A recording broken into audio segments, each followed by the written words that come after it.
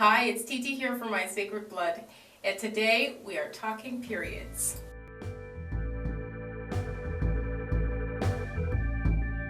Be sure to check out some of the other videos on the Talking Periods playlist, and if you have any questions or any topic ideas that you'd like to discuss here, then please feel free to leave a comment or inbox me or email me at tt.james@mysacredblood.com. Why does my vagina smell so bad during my period? Well, not my vagina, of course. I've never personally had to deal with this problem in my whole life because, of course, my vagina smells like a meadow filled with beautiful perfumed flowers. So I had to consult a friend of mine, and she shared with me some useful tips that I think might be helpful here. If you find that your vagina has an unpleasant odor and you're experiencing more frothy discharge than usual and the color is not as white or clear as it should be, it's more of a greenish yellowish color, then the first thing you're going to want to do is consult a physician or see your doctor just to rule out the possibility of a sexually transmitted disease or a vaginal infection. Once you've ruled that out or once you've been treated, then the rest is pretty simple. We've all experienced this problem at some point or another in our lives, or we will. And so it only takes a few small changes here and there to maintain a fresh smelling vagina. And the problem is really very common, and it's not as big a deal as some might think. A lot of the time, it's not your vagina that's the problem, it's actually your underwear. Over time, your body's natural chemistry, combined with any detergent or fabric softeners that you might use to wash your underwear, may cause an unpleasant odor whenever you sweat or whenever you're on your period. So it's a good idea to rotate your underwear every year or every 2 years. Just throw them out and buy fresh new pairs.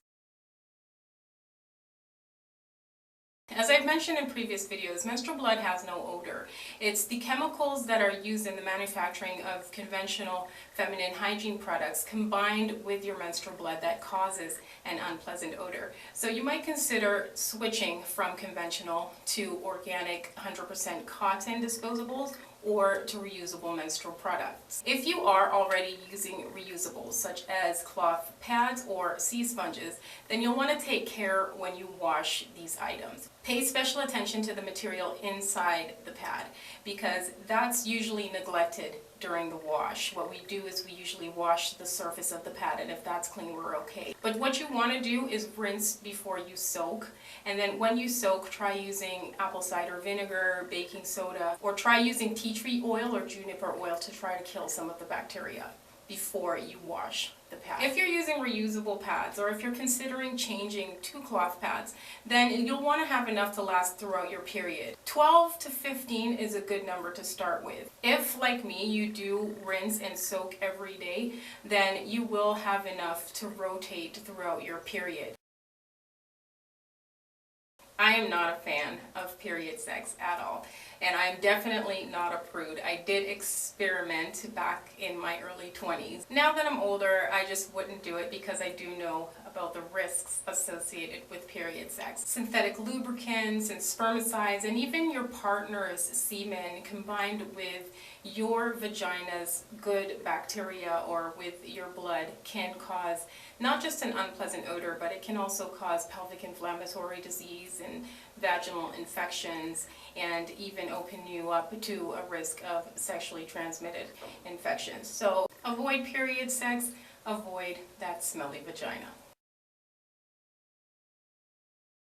And finally, the simplest cure for a funky vagina is to keep that vagina clean. And you can check out the video how to wash your vagina during your menses here on this channel.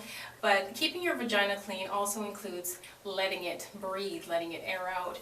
If you do feel comfortable bleeding freely at night, then go ahead and do that. Just lay a towel out and just let your vagina breathe throughout the night. And also in between your periods, you can sleep without underwear on. I'm pretty sure you've heard that before. But in general, you should definitely be opting for pads as opposed to insertables when you're on your period overnight. That is it for this one. I do hope it was helpful. Don't forget to like, comment, and subscribe, and to leave me your questions and topic ideas. Thanks for watching, and I will see you in the next one.